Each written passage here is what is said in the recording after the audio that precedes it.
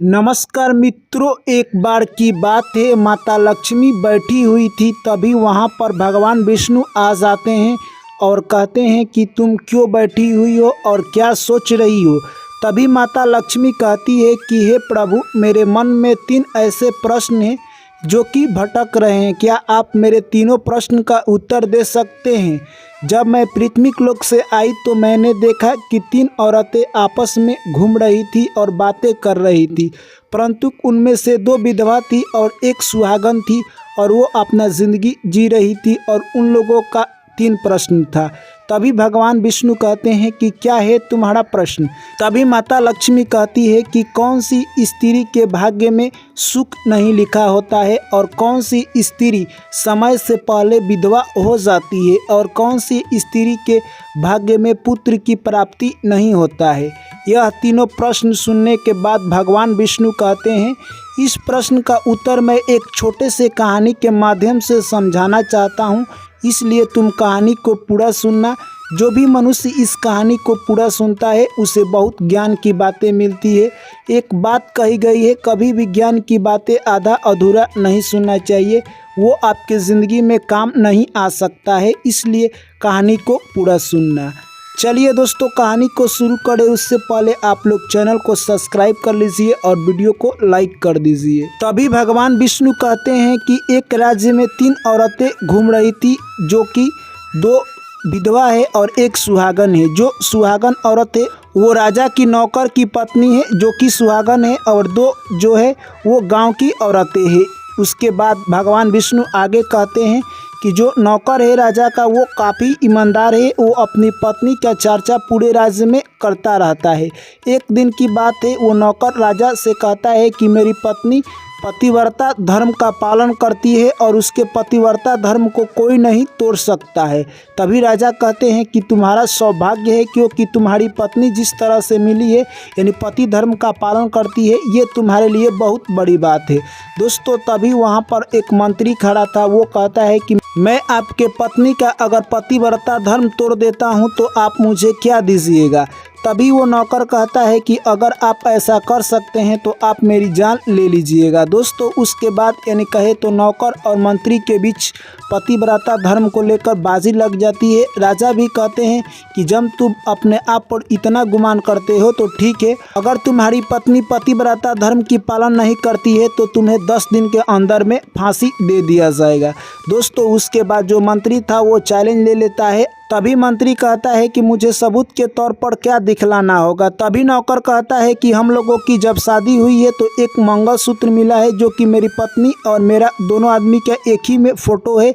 तुम उस अगर मंगलसूत्र को लेकर आ जाओगे तो मैं जान जाऊंगा, और एक मेरे पत्नी के यानी गुप्त अंग पर निशानी है, वो भी अगर तुम बता देते हो तो मैं जान जाऊंगा।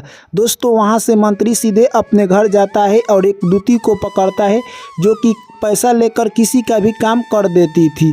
दोस्तों, वो दूती सीधे उस नौकर के घर जाती है और उसकी पत्नी से कहती है कि मैं तुम्हारी बुआ हूँ, शादी में नहीं आई थी, मैं तुम्हारे घर टाइम मिला है तो आई हूँ, मैं तुम्हारी बुआ हूँ। दोस्तों, यह सब बात सुनकर नौकर की पत्नी समझ जाती है कि मेरी बुआ होगी, उनका अच्छी से सादर सत्कार करती है।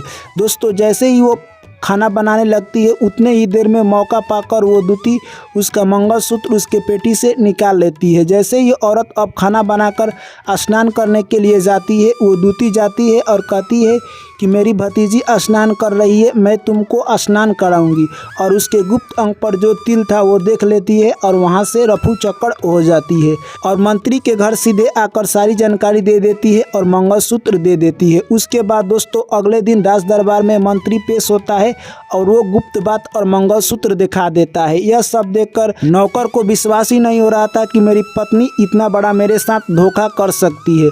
दोस्तों, अब राजा कहते हैं कि तुम्हें अगले 10 दिन के अंदर में फांसी दे दिया जाएगा, तुम्हारी आखिरी इच्छा क्या है। तभी वो नौकर कहता है कि मेरी आखिरी इच्छा है कि मैं अपने पत्नी से मिलूं। उसके बाद राजा उसके पत्नी को बुला देते हैं और कहते हैं कि लो, तुम्हारी पत्नी आ गई है, इनसे तुम मुलाकात कर लो। दोस्तों, वो नौकर कहता है कि तुम मेरे साथ इतना बड़ा गद्दारी क्यों की।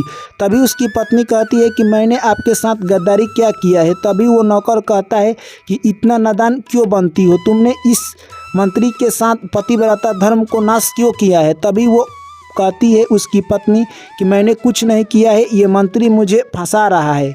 उसके बाद नौकर कहता है कि मुझे तेरे ऊपर विश्वास नहीं है। तभी वो कहती है कि मुझे आप टाइम दीजिए, मैं आपको विश्वास ज़रूर दिलाऊंगी। दोस्तों उसके बाद यानी कहे तो वो वहाँ से निकल जाती है और नृत्य का प्रोग्राम बनाती है। वो एक ऐसी नृत्यांगना से नाच सीखती है जिसे देखने के लिए बहुत दूर दूर से लोग आया करते थे। वो अगले दिन जाती है और राजा के दरबार में कहती है कि मैं आपके राज दरबार में नृत्य करना चाहती हूँ। राजा नृत्य के बहुत शौकीन था, कहता है कि ठीक है, तुम अगले दिन राज दरबार में नृत्य कर सकती हो। दोस्तों वो रूप बदल कर आती है और इतना अच्छा नृत्य करती है कि राजा उसके नृत्य में पागल हो जाते हैं। और नृत्य समाप्त होते ही राजा कहते हैं कि मांगो तुम्हें क्या चाहिए इनाम में, मैं दिल खोलकर तुम्हें देने वाला हूं। तभी वो नृत्यांगना कहती है कि आप मुझे देने वाले हैं, इस शर्त को पहले आप मंजूर कर लीजिए कि आप अपने शर्त से बदलिएगा तो नहीं। राजा कहते हैं कि मैंने जो एक बार कह दिया वो देख कर रहूँगा, चाहे मेरी जान ही चली जाए। दोस्तों वो नृत्यांगना कहती है कि इस राज दरबार में मेरा एक चोर है, उसे आप फांसी दे दीजिए। तभी राजा कहते हैं कि कौन तुम्हारा चोर है।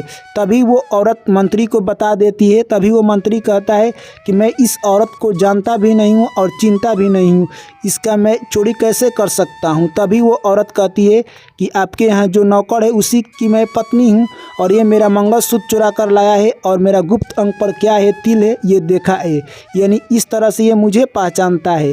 दोस्तों कहे तो यानी वो मंत्री अपने ही बातों में फंस जाता है और राजा नौकर को फांसी ना देकर मंत्री को फांसी दे देते हैं और इस तरह से वो औरत अपने पति का धर्म बचा लेती है और उसका पति भी खुश हो जाता है। दोस्तों उसके बाद भगवान विष्णु कहते हैं कि यह कहानी यहीं पर समाप्त होती है, परंतु इस कहानी से तुम्हारे तीनों प्रश्न का उत्तर निकल कर आता है। पहला प्रश्न तुम्हारा था कि कौन से स्त्री के भाग्य में पुत्र की प्राप्ति नहीं होती है। जो स्त्री अपने पति का हमेशा नाम लेती है और तीर्थ स्थान पर जाने से, कहीं मंगल काम पर जाने हो या रिलेटिव में जाने हो, वहां पर अपने पति से पूछ कर नहीं जाती है, ऐसे स्त्री के भाग्य में पुत्र की प्राप्ति नहीं होती है। और कौन सी स्त्री जिंदगी भर गरीब रहती है। जो स्त्री अपने पति का आदर नहीं करती है, अपने पति का सेवा नहीं करती है और अपने पति से बिना पूछे कोई काम करती है और आगे पीछे क्या करना है, पति उसका खुश है या नहीं है, इन सारे बातों को ध्यान नहीं रखती है, वो औरत हमेशा ज़िंदगी में दुखी रहती है। और तीसरा प्रश्न, कौन सी औरत जवानी में ही विधवा हो जाती है, यानी वो औरत जो अपना पति का नाम लेकर बुलाती है, यानी उसका सुबह का काम अच्छा नहीं होता है और वो अपना पति का नाम हमेशा लेती है। इस तरह से पति का नाम लेने से उसका उम्र घटता है और उसकी मृत्यु जवानी में ही हो जाती है। तो जो औरत अपने पति का नाम लेकर बुलाती है जवानी में ही विधवा हो जाती है। यह सब बात सुनकर माता लक्ष्मी कहती है कि हे भगवान विष्णु, आपने 3 प्रश्नों का उत्तर देकर मानव कल्याण के लिए हित में आपने सारी बातें बताई है। तो दोस्तों मैं आशा करता हूं कि ये कहानी आप लोगों को समझ आई होगी। तो वीडियो को लाइक कर दीजिए, दोस्तों के साथ शेयर कर दीजिए और चैनल को ज़रूर सब्सक्राइब कीजिएगा। आप लोगों से पुनः मुलाकात होगी एक नई कहानी में, तब तक आप लोग मुझे दीजिए इजाज़त। जय श्री कृष्ण, राधे राधे।